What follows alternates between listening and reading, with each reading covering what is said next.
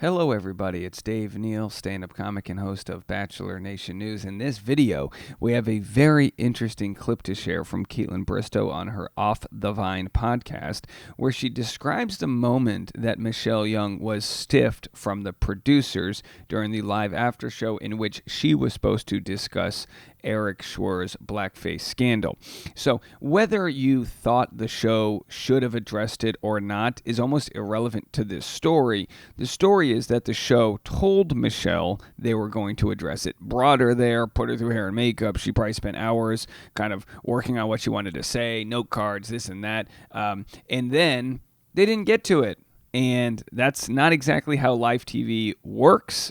It does in a certain sense where, oh, we didn't get to this segment, we'll have to get it next time. But with something so heavy, for them to save it for the end and, oh, look, it was scrapped. I guess if we had time, we would have gone to that old pesky blackface scandal, but because we didn't, we'll just have you share it on your podcast. And as we know, I'm going to share with you guys what Kaitlyn Bristowe had to say in this episode. But first, what Becca Kufrin had to say on Bachelor Happy Hour, her podcast. Now, is this all tied together? Could be.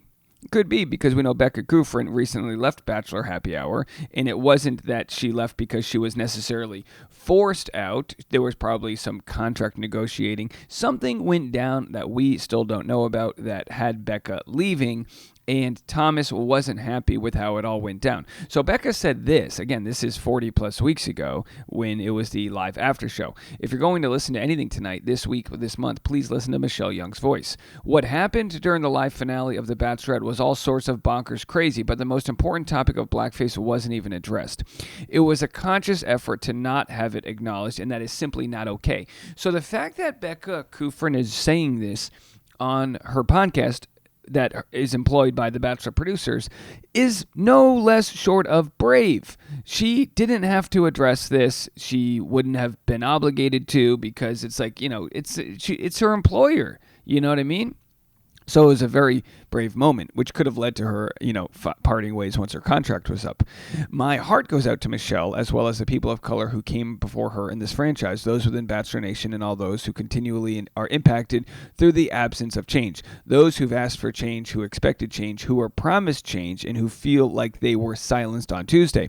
I've been part of this franchise for a long time, and it's done so much for me since 2017, but I've also been part of the problem, so this is my small way of trying to move the needle. Again, by part of the problem, she means she was engaged to a guy that, what was defending, I don't know what you would call his social media page. It was for sure ignorant, if not racist. I don't know. I don't, that was years ago. I don't remember it all. But either way, she got dragged through the mud for defending him. And she's learned to say no. When you know when it's your turn to take a stand, do it.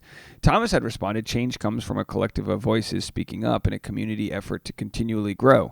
Thank you for using your voice for good. Proud of you, Boops. And here's what Michelle Young had to say. Again, I'm going to share what Kaitlyn Bristowe had to say, but first let's catch up with what Michelle Young said at the time. I was so upset and I was so angry that I felt like I had put myself in a situation where I felt completely silenced. And, thinking about, the POC community at home, and all of us were expecting this franchise to address this and navigate through it. And we've been here before. Why are we here again? And not only why are we again, but why are we making the same mistakes of how we're addressing it or completely not addressing it? I was so upset and I was so angry that...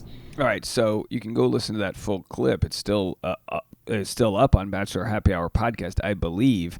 Bachelor Happy Hour now being hosted by Joe and Serena. Let's go to what Jason and Kaitlyn Bristowe have to say about that moment. This is, again, the first time Kaitlyn has really addressed it as far as I know. And rotated different hosts. Then it was Michelle and Becca Kufrin. There was some kind of controversy with. Well, I know the controversy. Happened. Oh, you do? Yeah. Well, why did? No, well, I don't. It's not my story to tell. It got fired. Okay. So Kaitlyn says it's not my story to tell, but don't worry, Michelle's already told it. You can now share your side of the story, and it's helpful that Kaitlyn is doing this because she's normalizing the conversation and saying, "Oh no, Michelle wasn't unjustly angry or unjustly upset. This is what actually went down. I was there." I will say one thing. and I hope this is not me telling their story, but me feeling like something was justified. Okay. But when we went for, I might have already talked about this, when we went for Gabby and Rachel's finale, Okay. we were going to address Eric doing blackface. And Michelle was very passionate on having a voice for that. And Becca and I were there to support her and to be a part of it. And they didn't touch on it. And Michelle just walked off the stage. And at the end, we walked off and we're like, what happened? And they're like, oh, what a great episode, though, eh? We ran out of time. Was the And plan, that was the plan, like, you know when you usually get a show, what do they call it, a run of show? Was that in the run of show? And then they just got rid of it. So here's what's the interesting part is Jason says, was that in the run of show? Was that in the notes? Was that in the planner? And she said, it was in the planner. So it wasn't like, all right, well, maybe. It was like, no, this was in the schedule of what they were supposed to cover.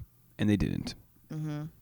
And we were all quite upset with everybody from it. And we were just straight up like, this is bullshit. Yeah. And by the way, this is how corporations can get away with certain things. It's like, who do you even blame? Do you blame the person who's the on-set director? Or, who is it? Is it the producers up top? The showrunner?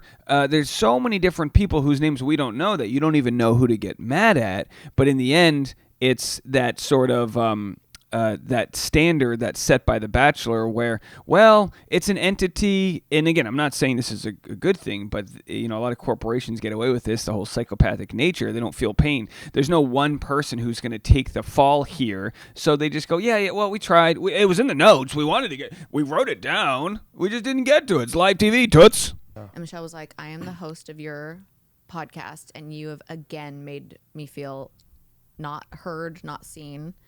And I don't know if that has anything to do with it. And that's all I'll say because I don't know why or what happened from there. Yeah. And I don't know, and it's not my story to tell. So Kaitlyn, come on. You're in the Bachelorette group chat. Why don't you just say, hey, let me know what's going on. Let's get the tea. I actually don't know. So that was my something I saw, but I don't know if that was the reason for leaving. But then we saw Thomas talking about how he didn't agree with some things that were going on behind the scenes. So I'm not sure. The way... it sounds like so. The question is, Thomas not liking how Becca Kufrin was, I don't know, unceremoniously let go from the podcast. Whether it was Becca's choice or not, she didn't receive the last moment where she can leave a comment to all of her fans. That's what you normally do. People say, well, corporations can fire you. You don't get it. It's like, that's totally understood. But what people need to get here is the only thing that matters for a show like The Bachelor is their fans. Will their fans watch or not?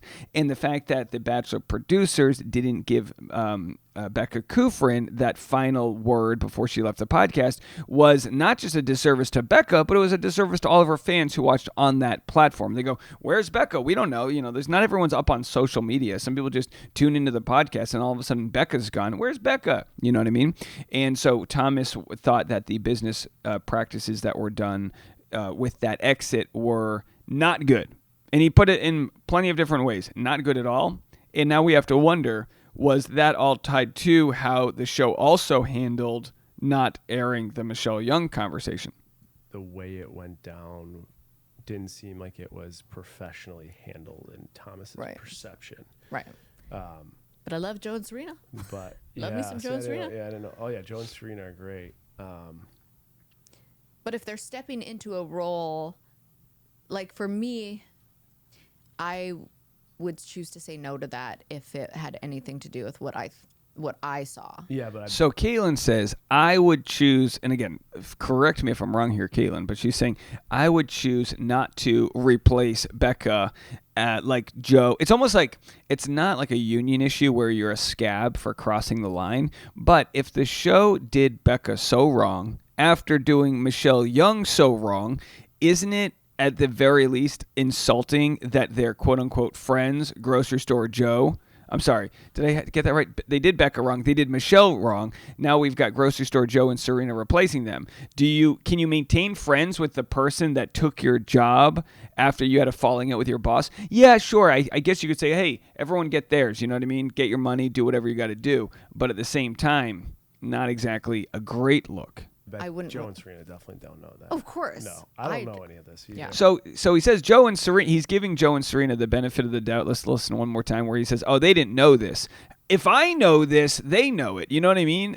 It's a secret that's out in the open that Michelle Young and Becca Kufrin were definitely not treated well after their time on the show, following Rachel Lindsay not being treated like it's not a secret here. I would choose to say no to that if it had anything to do with what I saw. Yeah, but I bet I wouldn't Joe and Serena definitely don't know that. Of course. No, I don't know any of this either. Yeah, and I don't know if that's what it is. I don't know.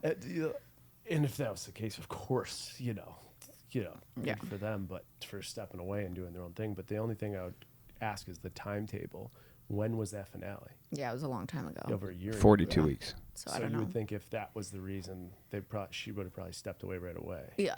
Not stayed for another year. Right. Well, not exactly. It could be one of the reasons, right? So Becca Kufrin having to deal with this 42 weeks ago, and then not, that was the last, maybe that was the last major issue that they had to dig their feet in the sand over. But anyway, I don't know. We're only speculating here. I'd love to know what you guys think. And I can understand people saying, oh, don't be a brat, just take whatever. But it's like, look, if you're going to be a podcaster sharing your opinions on a show, you have to be able to take a stance in one direction or another. If Becca Kufrin wants to start her own podcast and have her 100% authentic opinion, I totally support that. Joe and Serena overtaking Bachelor Happy Hour, it's not a great business look, in my opinion, because they're just going to be getting a paycheck in a circus that's going to cause trouble and not build an authentic following in the first place. Who the hell listens to Bachelor Happy Hour? Were they featured in Time Magazine this week? Who's listening to them? You're wasting your time, Joe. You're wasting your time, Serena. They started their own YouTube channel. Start your own podcast. Get your authentic voice out. Don't be stuck to some contract where you got to deal with bosses and we film at 2 p.m. No, just do it. Do it yourself. You'll make more money that way and build a longer lasting fan base. That's my opinion, and that's what Kaitlyn Bristowe and Jason Tartick, and that's what the real successful podcasts end up doing. All right, let me know what you guys think. Be kind in the comment section. And also, don't forget, I meant to cover this earlier, my show that is in Seattle, August 24th, is now live. Tickets are live. You can get general admission or VIP tickets. The VIP tickets come with a special Dave Neal koozie that comes with a beer inside. That's right, your own Dave Neal koozie and a beer, and also a show poster and VIP seating, and we'll all hang out afterwards. I already found out some people bought tickets that live in British Columbia, so passports are being presented, and people are coming from out of the country for this show. It'll be a ton of fun. Link in the comment section below, and if you haven't already, check out Driving with Dave. We've got that new episode coming out today. Bachelor Rush Hour will have the episode up with Dr. Diane Strakowski. If you can't afford therapy, this will be the episode for you. Trust me. All right, folks, we'll be back with more right after this.